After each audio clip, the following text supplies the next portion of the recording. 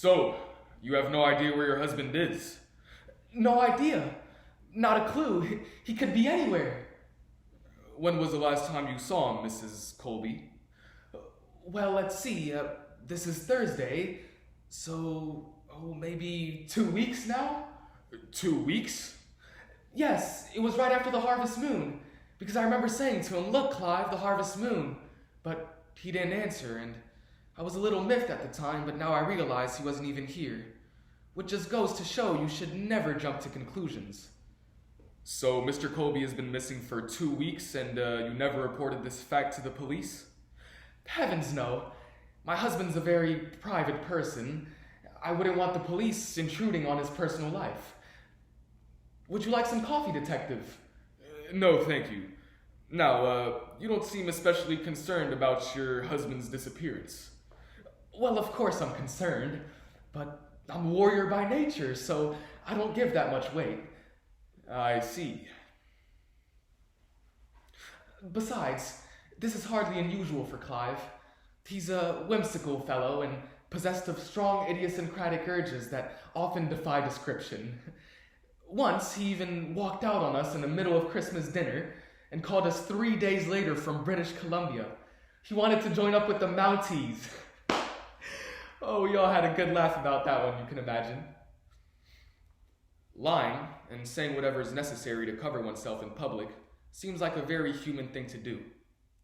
The question is, what if what you're covering is inhumane? Chocolate by Frederick Stroppel. Mrs. Colby, we have reason to suspect that the circumstances here are a little more serious than that. Well, I should hope so. We've spoken to your neighbors, and they reported that there was some kind of disturbance here at the house the evening your husband disappeared. Really?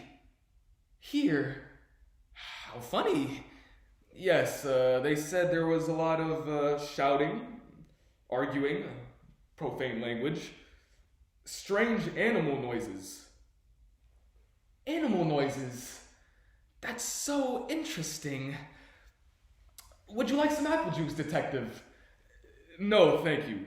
Now, did you and your husband have any sort of disagreement that evening? Lordy, no. My husband and I were always in perfect concordance.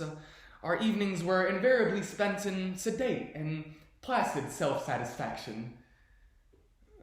So there was no shouting? Oh, the shouting.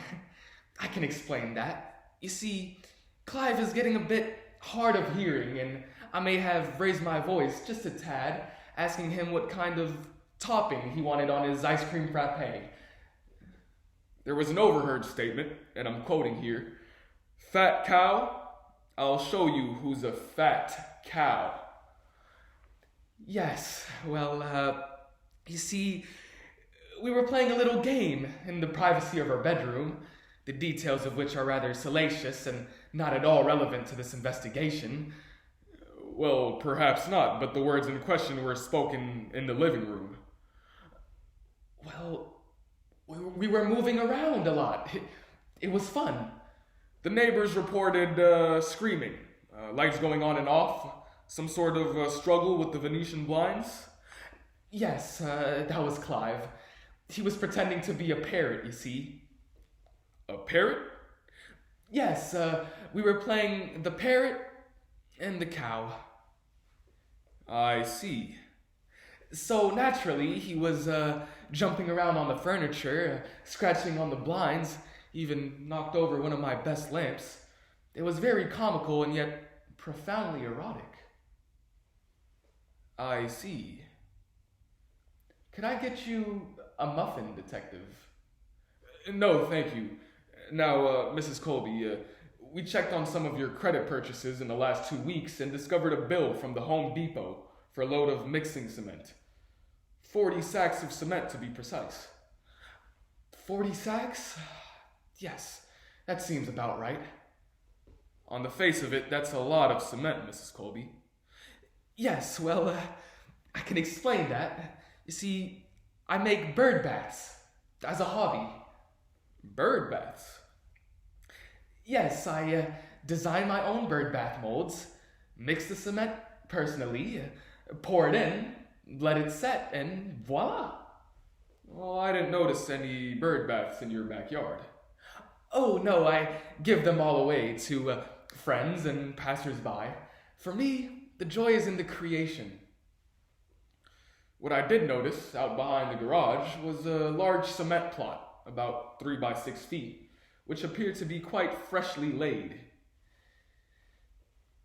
Yes, well, that's all the excess cement. There are so many false starts in bird bath construction, you have no idea.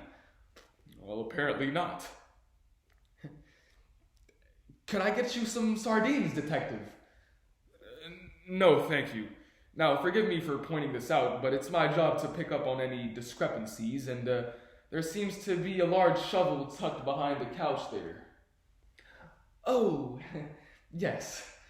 Now, am I to assume that that's your customary spot for heavy garden tools? No, not for the most part, but I do use this particular shovel to clean away the cobwebs that tend to gather in the vestibule. Well, most people would use a broom for that purpose. Yes, most people would. The more fools they.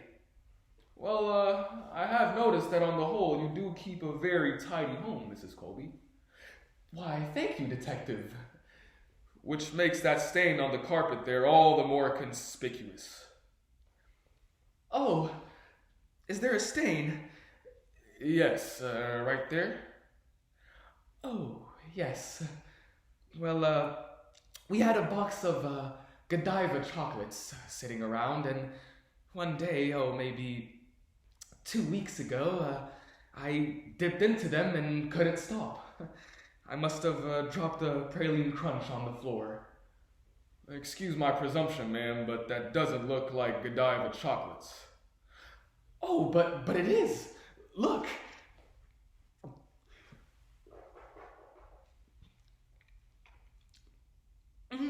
See?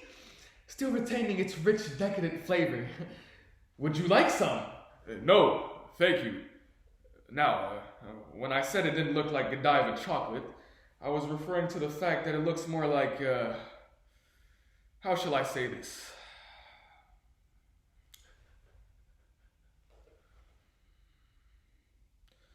Nestle's.